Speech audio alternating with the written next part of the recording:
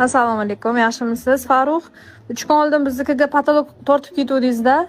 Shundan keyin televizorim ishlamay qoldi-da. Farruh yaxshimiz, charchamasizmi? Kecha men patologim qilib berib ketdingiz-ku, spanlimnikini.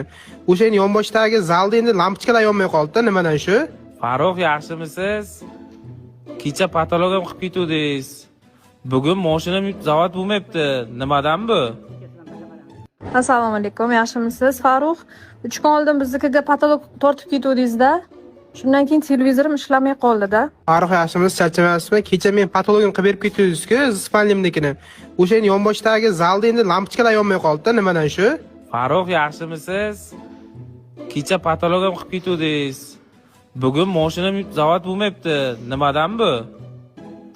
Assalomu alaykum, yaxshimisiz? Farruh, 3 kun oldin biznikiga patolog tortib ketuvdingiz-da.